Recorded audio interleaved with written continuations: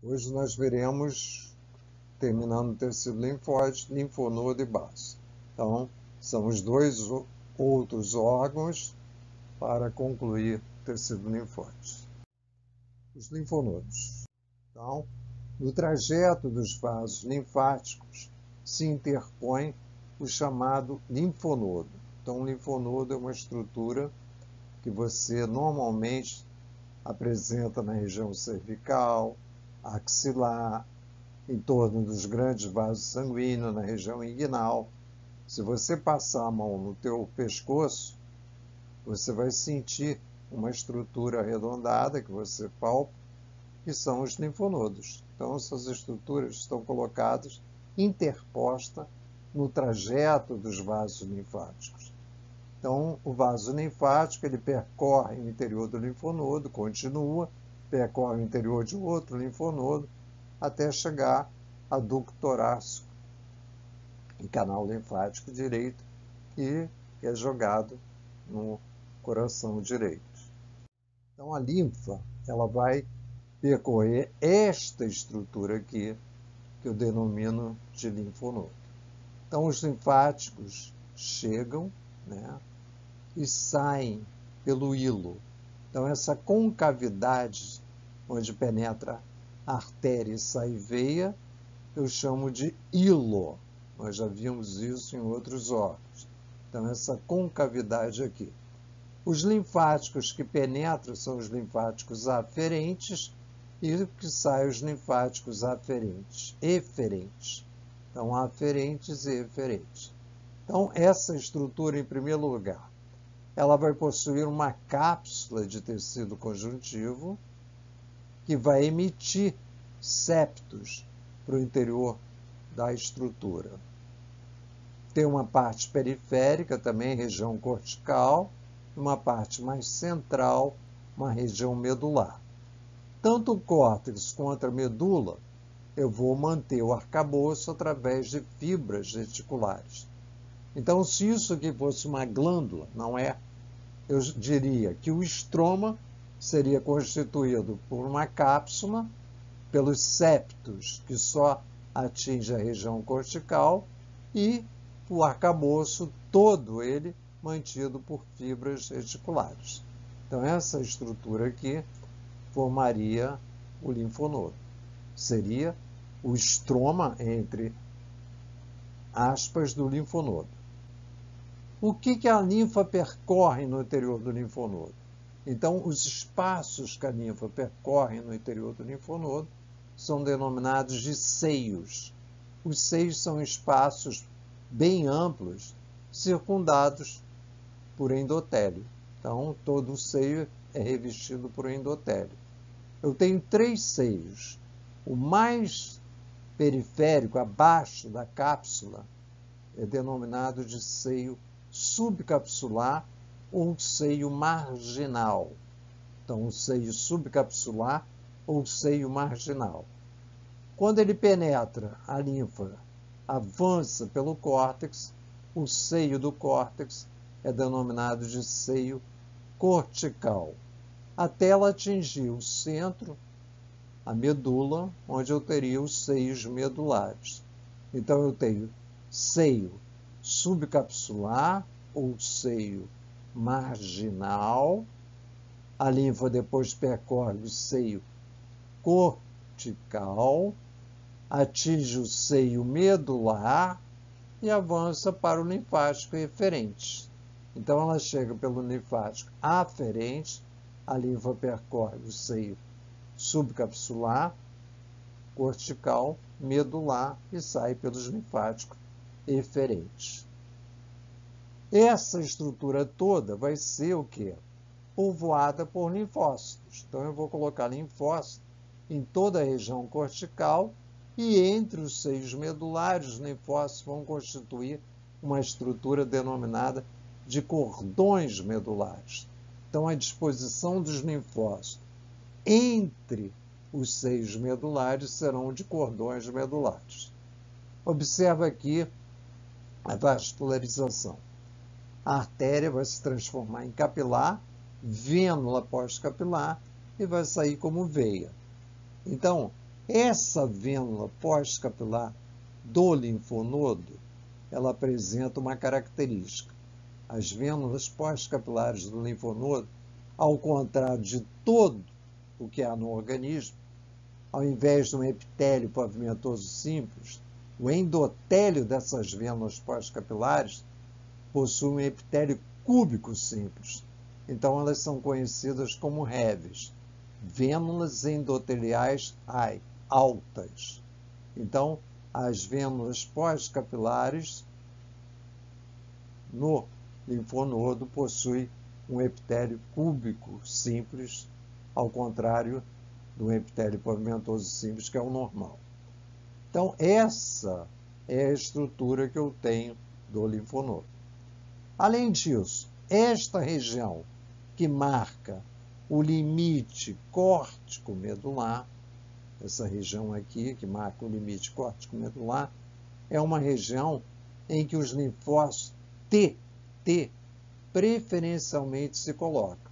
Então, o linfócito T vai se situar na região, no limite córtico-medular. Se eu retirasse o timo num determinado animal, essa região toda ficaria sem células.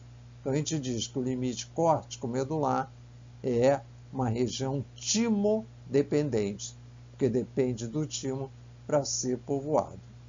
O restante todo, principalmente o córtex, vai ser constituído por linfócito B, e se esse linfócito B tiver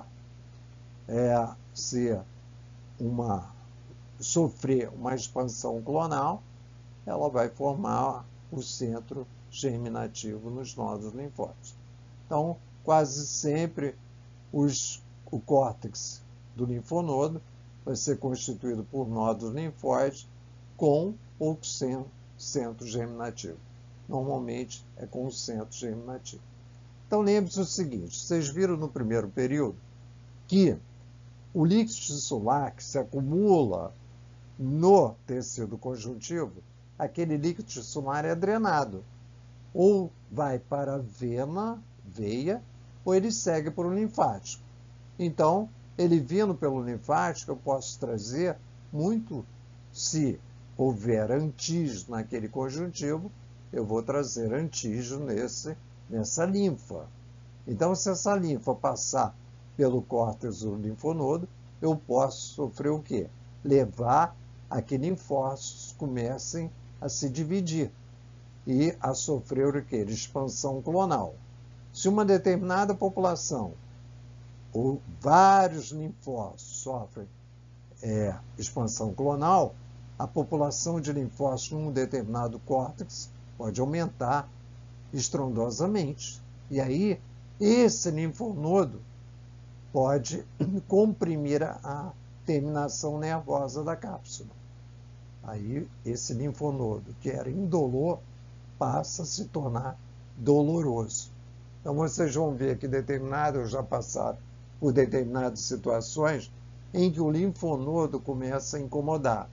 Quase sempre, se você pegar um linfonodo cervical e ele estiver drenando uma área de inflamação, porque a população aumentou de tamanho por sofrer expansão clonal, aquele linfonodo, ele dói.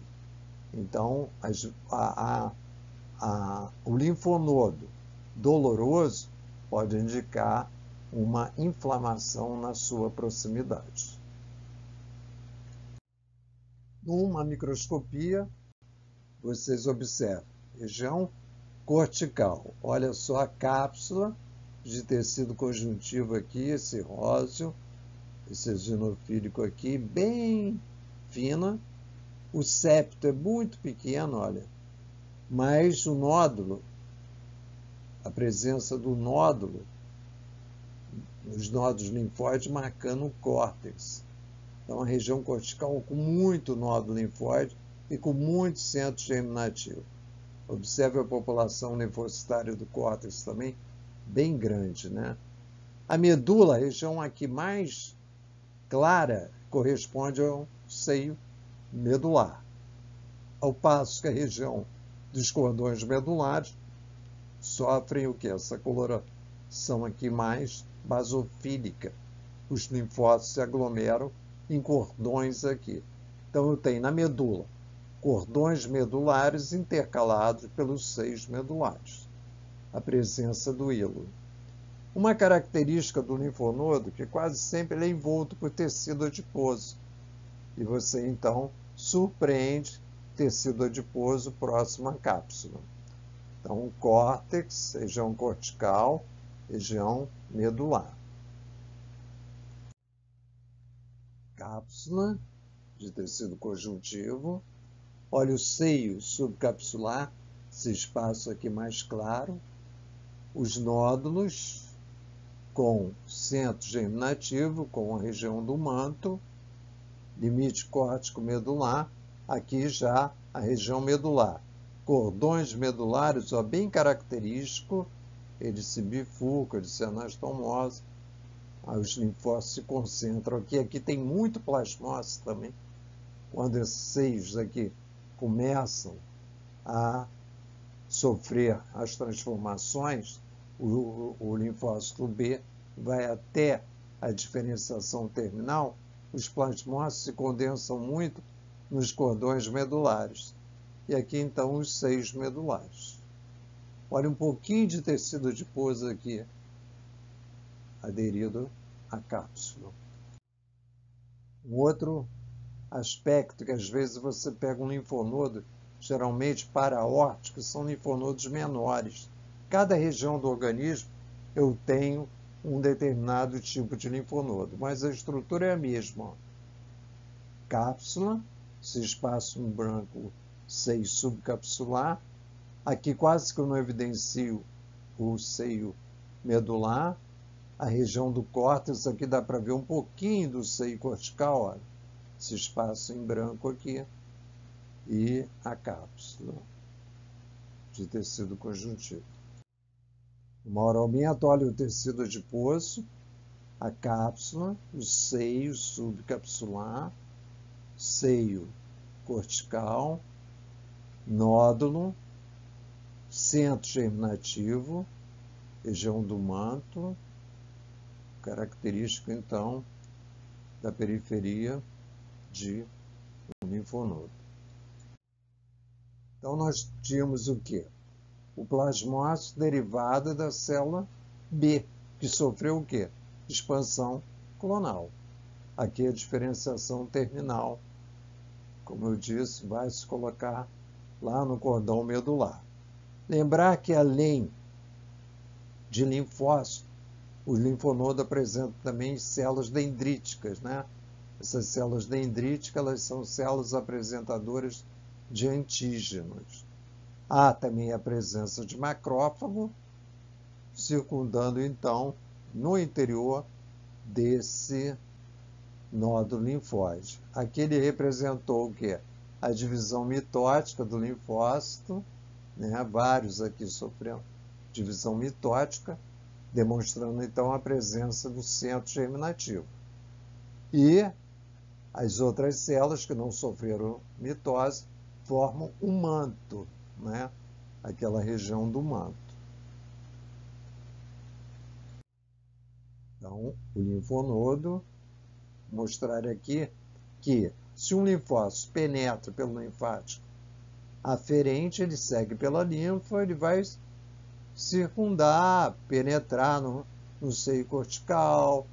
Mas também pode ser que um linfócito não venha pela linfa. Ele pode vir pelas células endoteliais altas da vena pós-capilar. Então, o meio do linfócito atingir o córtex do linfonodo também poderia ser através das vênulas endoteliais altas. Ele penetra entre as células cúbicas e chega ao córtex do linfonodo. Então, o linfócito ele vai circular pelo organismo. Lembrar, então, das vênulas endoteliais altas. Numa coloração pela prata, nós podemos evidenciar a presença de fibra reticular em todo o linfonodo. Observa aqui como ela vai sustentar aquela população linfocitária. Então, muito característico a presença de fibra reticular, marcando o arcabouço do linfonodo. Finalmente, o último órgão linfóide seria o baço. Então, o baço, ele situa-se na altura do hipocôndrio esquerdo, seu eixo longitudinal se coloca entre a 9ª, 10ª e 11ª costela. Extremamente veioso, macroscopicamente, e extremamente friável, o que significa que quando vocês apalparem um indivíduo, na clínica, apalpe bem, com pouca força, para evitar a ruptura do órgão. Lembrar sempre disso. O baço é um órgão extremamente friável. Então, ele vai ser colocado na interseção do sangue. Então, nós colocamos o quê? O linfonodo no trajeto dos vasos linfáticos. O baço está colocado no trajeto da circulação sanguínea. Então, o baço tem, além da função da produção de anticorpos, ele tem também outra função. Ele pode produzir células sanguíneas na vida pós-natal. Além disso, ele realiza a hemocaterese, a destruição das células sanguíneas que ultrapassaram o tempo de vida média. Então, por exemplo, a hemácia, que tem 120 dias, ela vai ser fagocitada pelo macrófago do baço e eu vou reaproveitar o ferro, a bilirrubina, através da hemocaterese, da destruição dessas células no interior do órgão.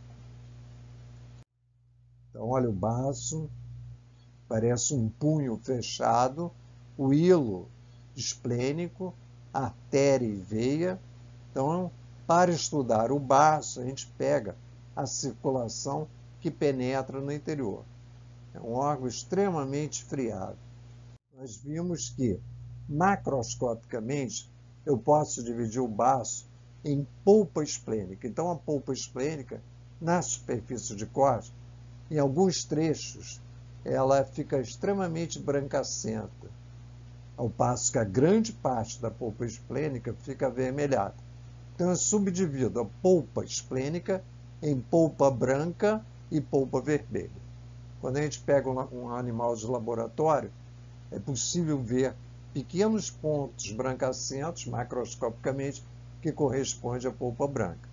Mas a grande maioria da polpa esplênica é constituída pela polpa vermelha.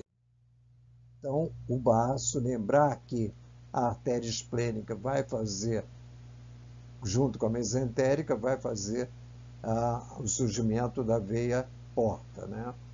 Vocês se lembram disso. Então, macroscopicamente, o ponto formando o quê? A polpa branca, ao passo que a grande maioria é a polpa vermelha. Esse pequeno pontilhado seria a polpa branca. Quando você penetra no baço, o baço é recoberto por uma cápsula de tecido conjuntivo. Essa cápsula emite grandes projeções de conjuntivo que eu denomino trabécula. Então, a cápsula emite trabécula para o interior do órgão. Essas trabéculas de conjuntivo vão auxiliar os vasos sanguíneos que penetram no hilo. Então, a artéria esplênica, ela subdivide-se ao entrar no hilo hepático. Cada subdivisão vai pegar um ramo da trabécula esplênica. Nessa trabécula, a artéria esplênica é denominada de artéria trabecular. Então, a artéria trabecular, ela penetra na artéria, na trabécula. Então, a artéria trabecular, ela no interior da trabécula é chamada de artéria trabecular, óbvio. À medida que as ramificações saem da artéria trabecular, essas ramificações vão ser circundadas por linfócitos. Então, eu vou constituir uma artéria circundada por linfócitos. Essa estrutura aqui representada, arredondada, seriam vários linfócitos constituindo um folículo em torno da ramificação da artéria trabecular.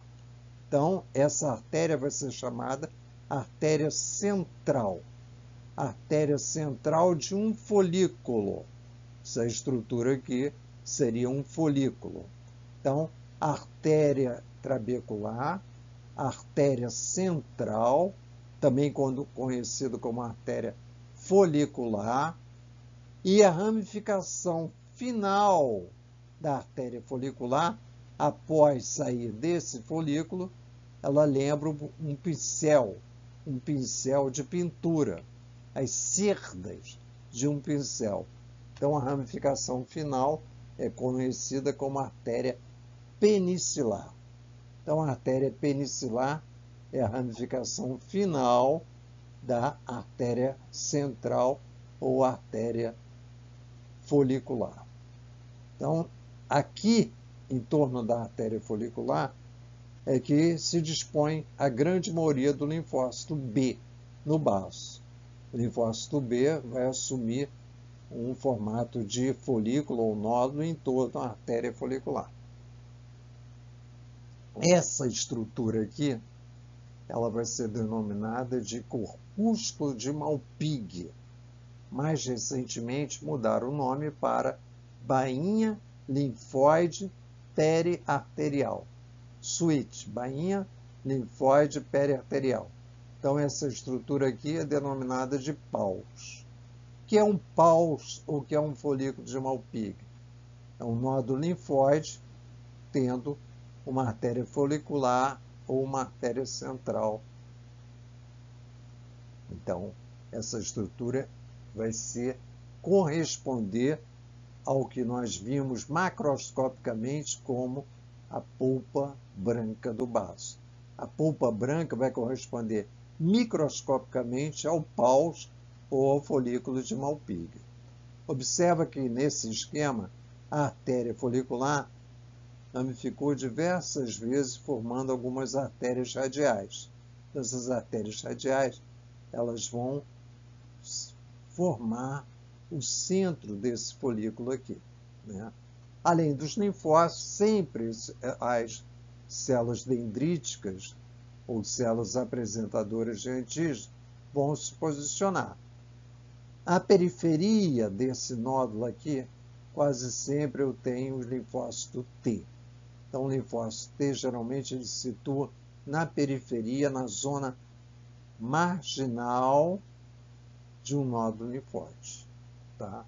Ao passo que o centro todo é ocupado por linfócito B e plasmócito, além de células apresentadoras de antígeno ou células dendríticas. Quando o sangue continua pela artéria penicilar,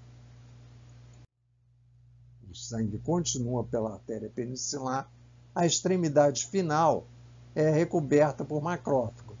Então, essa estrutura aqui, final da artéria penicilar, ela é recoberta por macrófagos. Essa estrutura aqui é denominada elipsoide. Aqui ele denominou capilar embanhado por macrófago.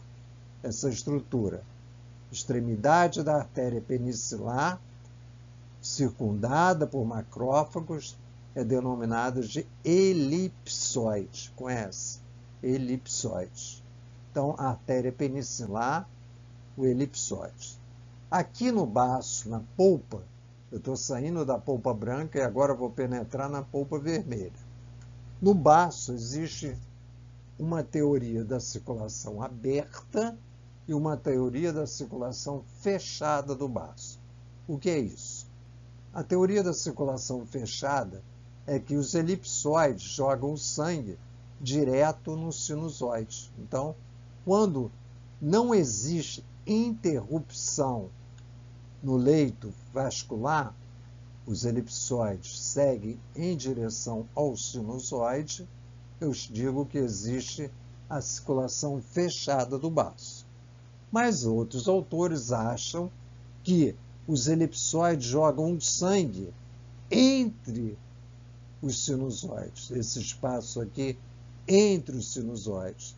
Esse espaço entre os sinusoides é denominado cordão de Biot ou cordão esplênico. Então, o que é a polpa vermelha do baço?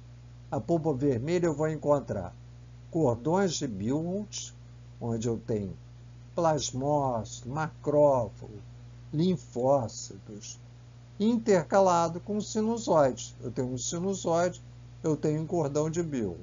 Eu tenho um sinusoide, eu tenho um cordão de Biot, que é o espaço entre os sinusoides. O que seria a teoria da circulação fechada? A artéria penicilar, após surgir o elipsoide, se continuou com o sinusoide.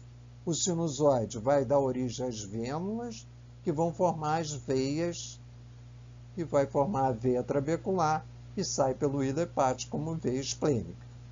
Se for a circulação aberta, os elipsoides jogariam o sangue no cordão de Biot, o sangue passaria pela parede do sinusoide e seguiria o seu trajeto. Então, vênulas, veia trabecular, veia esplênica. Então, aqui que existe duas teorias na circulação esplênica. Ou a circulação é fechada, quando o sangue é jogado direto no sinusoide, ou a teoria da circulação aberta, quando o sangue cai primeiro no cordão de Biot, passa a parede do sinusoide e segue o seu trajeto. Então aqui, olha, mais uma vez, a teoria, o cordão esplênico, né, a presença dos macrófagos. O sinusoide hepático, olha, o sinusoide apresenta uma característica. Observe, cada célula endotelial é descomparável à tábua de um barril. Se você pegar aquele barril de madeira, cada tábua daquela seria uma célula endotelial. E a membrana basal envolveria em trechos, amarraria essas células endoteliais. Então, os sinusoides esplênicos, eles possuem membrana basal descontínua. Então, o que acontece? Essas passagens aqui, essas fenestras entre as células endoteliais, permite que as células senescentes, as células envelhecidas, se fragmentem. Então, quando as células passam pela parede do sinusoide, essas células podem se fragmentar. Olha as hemácias, depois de 120 dias delas, elas começam a se fragmentar. Então, a comparação que se faz de um sinusoide esplênico é que fosse a tábua de um barril.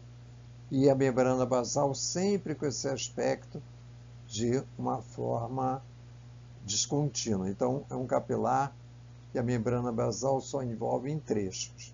E lembrar que a fibra reticular, a semelhança do linfonodo, ela se espalha por toda a polpa vermelha e sustenta, de uma forma geral, a polpa esplênica. Então, a polpa esplênica, ela tem o seu arcabouço formado, além das trabéculas, pela presença maciça de fibra reticular. Então, na microscopia, vocês vão ver trabéculas. A trabécula pode conter tanto artéria quanto veia, muita trabécula, a presença de nódulos ou folículos, marcando o corpúsculo de Malpighi, né? E a polpa vermelha, que é essa região em que é rica em sinusoides esplênicos, situado entre a polpa branca. Então, a polpa branca corresponde, polpa branca, macroscopicamente, corresponde ao corpúsculo Malpighi ou Paus. Aqui, bem característico, olha, cápsula, a trabécula. Como essas trabéculas também não são retilíneas, quando eu faço corte histológico, eu surpreendo trechos de tecido conjuntivo denso. Então, quando vocês observarem muito conjuntivo denso, o primeiro órgão linfóide que você tem que pensar é que seja um baço. Aqui, olha, o corpúsculo Malpighi, olha a arteríola aqui, central arteríola folicular. Aqui, olha, a arteríola folicular, o central. Ela, na realidade, ela não chega a ser central. Ela se posiciona mais excentricamente. Mais excentricamente. Olha, trabéculas, muitos trechos de trabéculas. E no interior das trabéculas, a gente pode surpreender uma veia ou uma artéria, né? Então, se tiver uma túnica muscular, é uma artéria. A veia geralmente não tem túnica muscular desenvolvida. Cápsula, tecido conjuntivo denso, trabécula. E aqui, olha, o baço é recoberto pelo peritônio. Esse núcleo aqui é das células mesoteliais que formam o peritônio. Então, o corpúsculo de Malpighi, sinônimo, bainha linfóide periarterial. Bainha linfóide periarterial. Então, artéria folicular, aqui o folículo, o centro germinativo. Olha a polpa vermelha. Observa que eu tenho muita hemácia aqui no interior do sinusoide.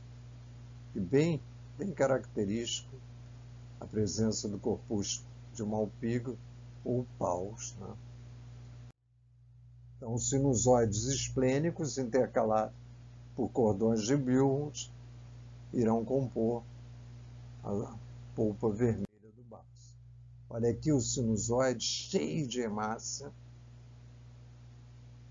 né? A célula endotelial, olha a célula endotelial, sinusoide cheio de hemácia, muita hemácia aqui.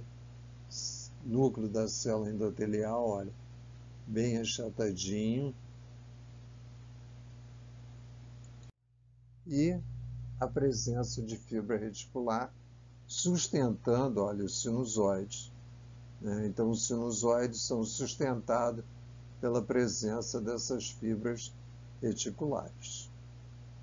Os sinusoides aqui, marcando a luz bem proeminente. Então, vamos ficar por aqui.